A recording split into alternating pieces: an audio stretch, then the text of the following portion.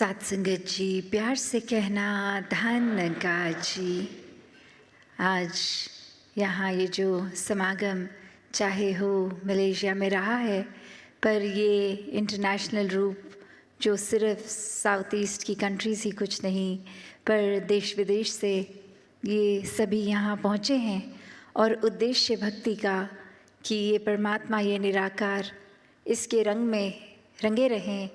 एक ये यहाँ चाहे वो टूरिस्ट रूप में भी आए हैं तो भी वही एक प्रायोरिटी क्या है कि ये शहर का आनंद, ये नज़ारे तो बाद में, पहले सत्संग की जाए। तो हर एक के मन में यही भाव हैं कि कैसे अपने जीवन को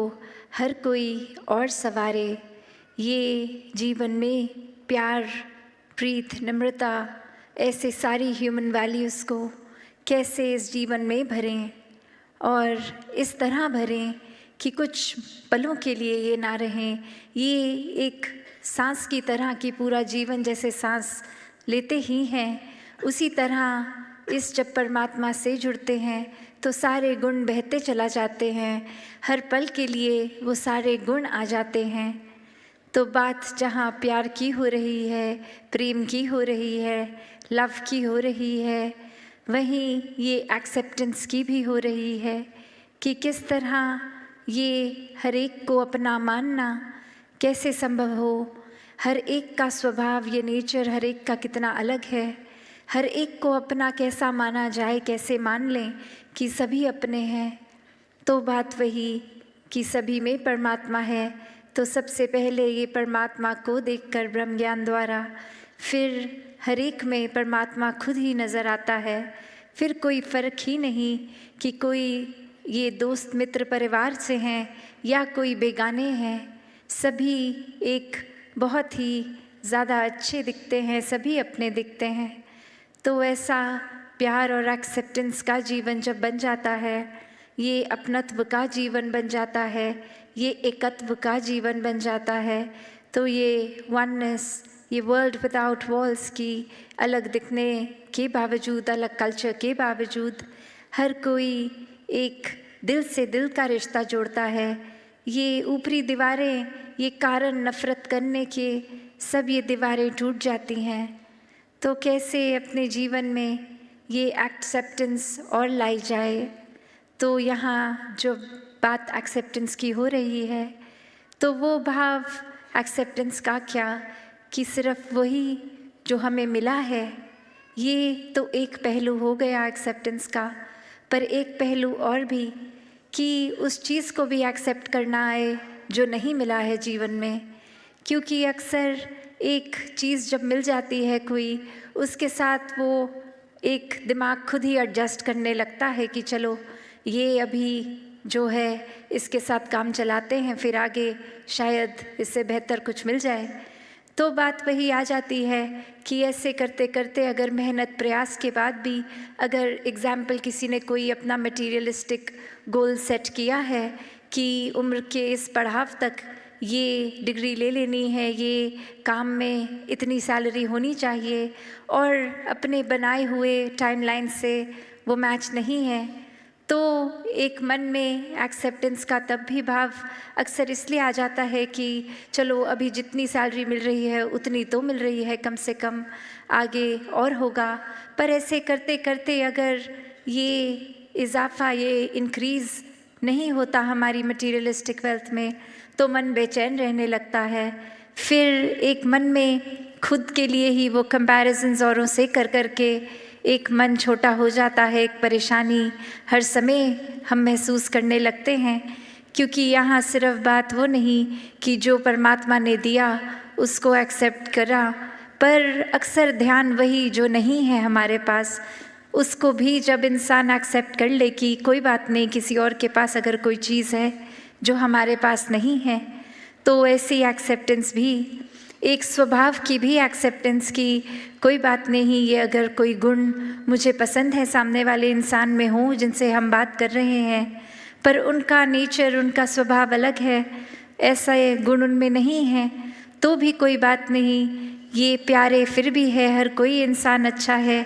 क्योंकि हो सकता है वो पर्टिकुलर गुण ना भी हों उनमें, तो ऐसे और कितने गुण होंगे उनमें जो हम में नहीं हैं।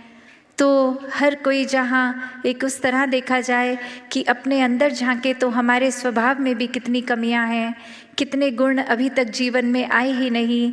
तो वो पैरामीटर दूसरों को जज करने का कैसे बना लेते हैं, और अक्सर हम फिर बहुत जजमेंटल भी हो जाते हैं एक किसी गुण को लेके कि ये गुण एक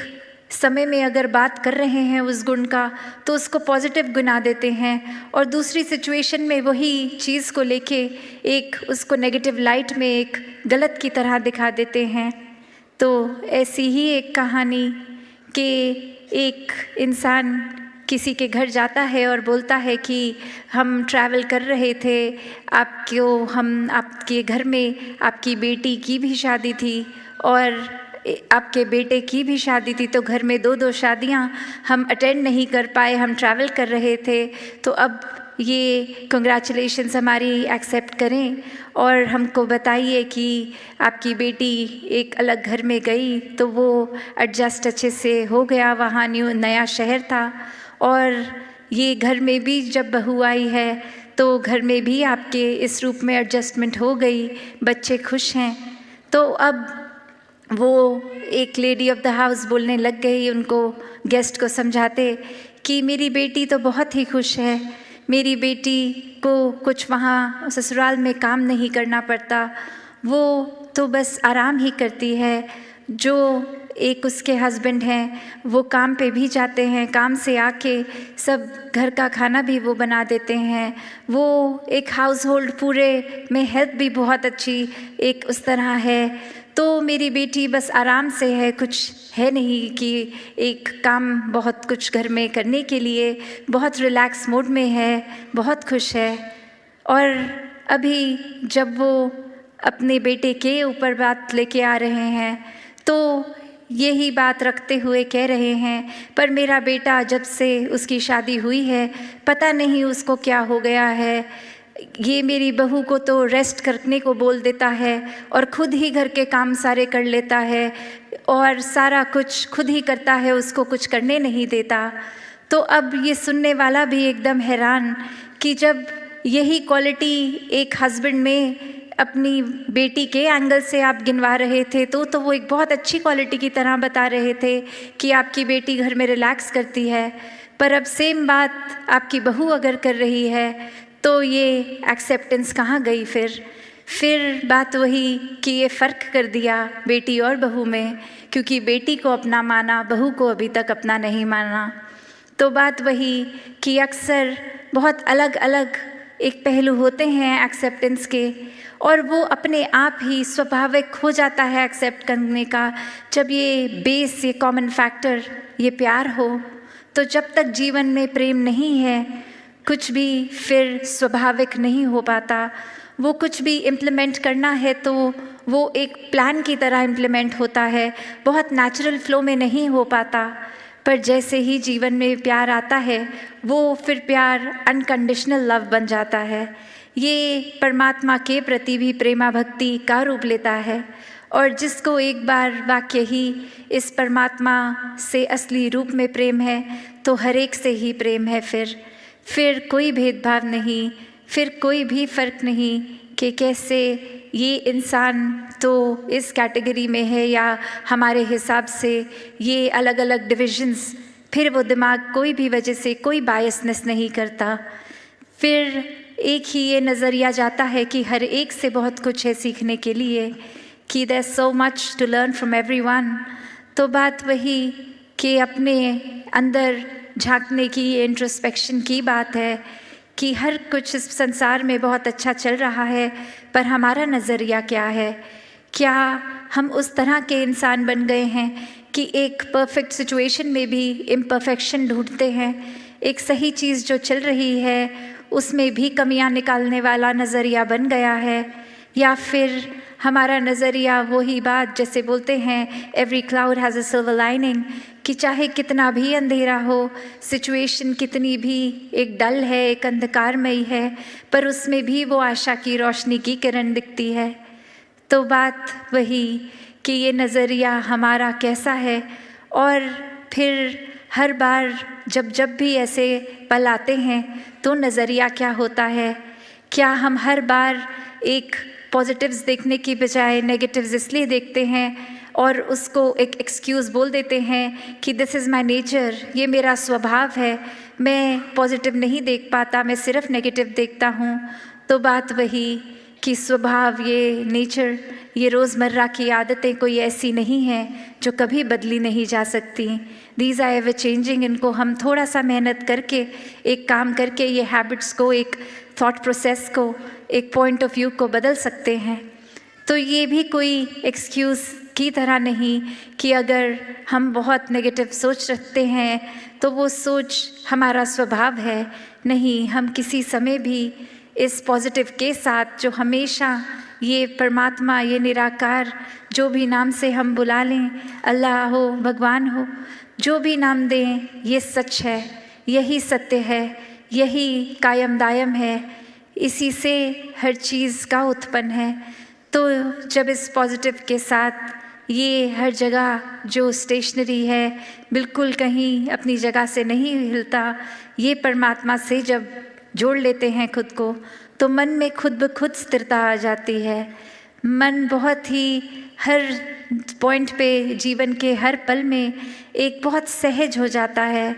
फिर एक किसी और की वजह से अपना मन नहीं खराब होता। एक खुद ही बेनिफिट ऑफ द डाउट दूसरे को देने के लिए मन एक खुद ही सोच लेता है कि शायद दूसरे इंसान का आज अच्छा दिन नहीं जा रहा होगा, इसलिए फ्रस्ट्रेशन में आके कुछ हमें गलत बोल दिया। ना कि कैसे ही किसी ने कुछ गलत बोला, उसी समय उनसे भी ज़्यादा कड़वे वचन आगे से सुना दिए। तो बात वही कि हर सिचुएशन में ये रिएक्शन तो हमारे हाथ में ही है। और एक टेम्पररी अगर हमने क्वालिटीज़, ये ह्यूमन वैल्यूज़ टेम्पररी सीखी हों कि बस अभी कहीं जा रहे हैं, 10-15 लोगों से मुलाकात होगी तो we have to be on the best behaviour, तो वो एक छोटे देर के लिए एक अपने आप को अच्छा प्रदर्शित करने के लिए कि और लोग हमें पसंद करें, सिर्फ उस वजह से अच्छाई अगर रखेंगे तो बहुत वो लिमिटेड टाइम के लिए होगी और वो थोड़ी अननेचुरल भी है। तभी अगर कोई ऐसी सिचुएशन आ जाए अचानक जिसमें फिर रिएक्शन टाइम ही नहीं है, तो नेचुरली तो वही निकलेगा जो अंदर है, उसमें फिर हम ऊपरी अच्छाई को मेंटेन भी नहीं कर पाएंगे। तो अगर सच में वाकई ही अंदर से ये अच्छाई है, ये प्यार है, तो फिर एक सडन सिचुएशन में भी वो वैसा ही निकलेगा। जैसे ये शरीर में खून है तो कोई भी हमें पिन चुभती है तो एक सेकंड में ही वो ब्लड ऊज आउट होता है, वो इसीलिए क्योंकि इस स्किन के अंदर खून है। उसी प्रकार हर तरीके से हर समय ये परमात्मा को हम इस तरह अपने अंदर बसा लें कि ये परमात्मा ही अंदर है, तो कोई भी फिर चाहे बात हो, हर समय ये जिक्र भी परमात्मा का होगा, मन शुक्राने भाव में भी परमात्मा के ही होंगे। फिर हर किसी से एक आदर सत्कार मन अपने आप ही कर उठेगा। सिर्फ किसी का सोसाइटल स्टेटस, किसी की अचीवमेंट्स या कोई हमें सुपीरियर लगे तो ही उसके लिए आदर सत्कार नहीं, ये फिर एक बराबर से हर एक का सत्कार है, अपनों से एक सोशली एलिवेटेड स्टेटस वाला हो या नीचे हो, हर कोई फिर यही प्यार बांटता चला जाता है। जैसे ये सनरेज़ की बात होती है कि सनरेज़ तो हर एक के ऊपर एक जैसी ही वो सूर्य छोड़ रहा है, पर किसने कितनी किरण से फ़ायदा लेना है ये उस पे है।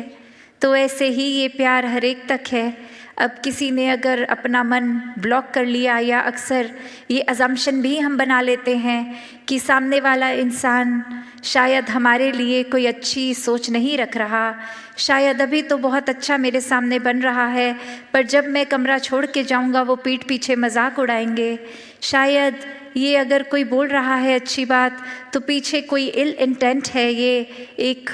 अलग ही अपना वेस्टेड इंटरेस्ट है कि अभी हमारे सामने अच्छे हो रहे हैं। तो ऐसी इनसिक्योरिटीज़ भी मन में घर कर लेती हैं, एक मन में उथल पुथल मच जाती है। तो बात वही कि हमें सिर्फ खुद पर इस बात पे फोकस रखना है कि सामने वाला कैसा है कैसा नहीं, किसी और को बदलना हमारा काम नहीं है। ये अच्छाइयों को हमें अपने अंदर लाना है, इस परमात्मा को अपने मन में बसाना है और फिर वो अच्छाई हमने एक बराबर हर एक को देनी है। कुछ हैंड पिक्ड सिलेक्टेड के साथ बिहेवियर अच्छा और औरों के साथ रफ, ऐसा भक्त का जीवन होता ही नहीं है, क्योंकि भक्त तो हमेशा इस परमात्मा के प्यार में ही है। फिर हर कुछ जो भी पूरे दिन में करते हैं वो एक प्राइम फोकस, एक प्रायोरिटी इस रूप में प्रेमा भक्ति को, इस प्यार को, इस डिवोशन को बना लेते हैं। फिर चाहे वो ड्राइव कर रहे हो, स्कूल में पढ़ रहे हो, कहीं ऑफिस में हो, कुछ भी काम हो रहा हो, ये काम करते करते भी एक परमात्मा को ही मन में डालते हैं, हर समय इसी के एहसास में रहते हैं। तो ऐसा ही जीवन भक्तों ने सिखाया कि डोमेस्टिक रिस्पॉन्सिबिलिटीज़ हर एक ने निभानी है और ये करते करते प्रायोरिटी फिर भी डिवोशन को बनाना है, भक्ति को बनाना है। तो जितना ज़्यादा ये मन इस परमात्मा की रगन में लगता है उतना ही एक सहज हो जाता है जीवन, और हर एक के पास वो पोटेंशियल है कि अपना जीवन बिल्कुल वैसे ही जिएं जैसे भक्त जीते हैं, क्योंकि वही परमात्मा भक्तों के जीवन में भी है, वही हमारे जीवन में भी है। तो भक्ति के रंग में रंग के हर काम हर एक के लिए करना संभव है। एक नॉन जजमेंटल नज़र से, एक अनबायस्ड होके हर एक से एक बराबर प्यार करना ही एक असली इंसान का स्वभाव, क्योंकि जो रियल आइडेंटिटी है इस आत्मा की है, ये शरीर तो ख़त्म हो जाएगा, जीवन ख़त्म होने पर ये कुछ साल के लिए ही ये शरीर मिला है, पर असली बात तो ये यूनियन, ये एकमिक होना इस आत्मा ने परमात्मा से है। तो वो अभी जैसे सत्संग के दौरान भी महापुरुष जिक्र कर रहे थे कि सिर्फ ये एक डेथ के टाइम की जर्नी की बात नहीं हो रही, कि ये पीस विद इन की जो बात है, ये जीते जी इसको मिलना है, ये पीस को एक्सपीरियंस करना है, ये हर समय के सुकून को जीते जी एक इसमें रहना है, एक जीते जी ही भ्रमलीन होना है, इस परमात्मा में जीते जी ही खुद को इसी में एकमिक करना है। तो हर समय जो इस परमात्मा से जुड़ेंगे वही अपनी आखिरी ब्रेथ पे भी, अपनी आखिरी सांस पे भी इस परमात्मा से ही जुड़कर इस मोक्ष और मुक्ति के हकदार होंगे। तो ये जीवन जो इस समय चल रहा है, इस पे फोकस करते हुए हर समय जहाँ खुद को बेहतर बनाना है, वहीं एक सांसारिक रंग में इतना नहीं बिजी हो जाना कि अपनी असली आत्मा की जो खुराक है, ये परमात्मा, ये भक्ति, इससे ही दूर हो जाएं। तो हर समय जहाँ ये भक्ति करते चले जाएं, तभी सेवा सुमिरन और सत्संग पे इतना एक बार बार जिक्र भी आता है कि जीवन में ये रिमाइंडर्स की तरह हैं, हर समय और कनेक्शन ज़्यादा स्ट्रॉन्ग निराकार से इस्टेब्लिश करने के लिए कि ये सेवा सिर्फ अपनों की नहीं, ये पूरे संसार के लिए हो। ये इतने मन को हम्बल करके, विनम्र करके ये पूरे संसार के लिए ही सेवा की जाए, जो हर किसी की बेहतरी के लिए हो। इसमें कोई सेल्फिश, कोई वेस्टेड इंटरेस्ट नहीं हो। ये तो करने वाला भी हम नहीं हैं, ये तो यही परमात्मा करवा रहा है, इसी ने ये क्षमता बख्शी, बल बख्शा, तो ही कुछ सेवा में योगदान दे पा रहे हैं। तो ऐसे ही सुमिरन मन से इस परमात्मा के एहसास में रहना है और सत्संग में भी संतों से मिलके ये अच्छे वचनों को सुनकर लाइफ में इम्प्लीमेंट करना है। तो ऐसे ही जीवन भक्ति का हर एक तक बनता जाए, ताकि सिर्फ अपने जीवन के अंदर हम ये पॉजिटिव बदलाव ही नहीं, ये एक रिपल इफेक्ट हो के, जैसे पानी में, एक स्थिर पानी में पत्थर मारते हैं तो कैसे वो थोड़ा थोड़ा आगे एक बड़ा दायरा और बड़ा दायरा बनता जाता है, तो ऐसा ही फिर वो रूप पूरे संसार का हो जाए। तो ऐसे ही भावों को हमने रख कर ये संसार जो बहुत खूबसूरत है, इसको और खूबसूरत भी बनाना है। चाहे वो सोशली भी एक रिस्पॉन्सिबिलिटी है हमारी कि वो एक कचरा नहीं मचाना, पानी को कंज़र्व करना है इत्यादि जो भी अच्छी बातें हैं उनको तो अपने लाइफस्टाइल में डालना ही है, पर मन को भी साफ रखना है। क्योंकि ये जो पोल्यूशन है, चाहे वो उस एयर में हो जो हम ब्रीथ कर रहे हैं, या हमारे दिलों में एक वो पोल्यूशन दूसरे को देखने का नज़रिया में वो मिट्टी कालक,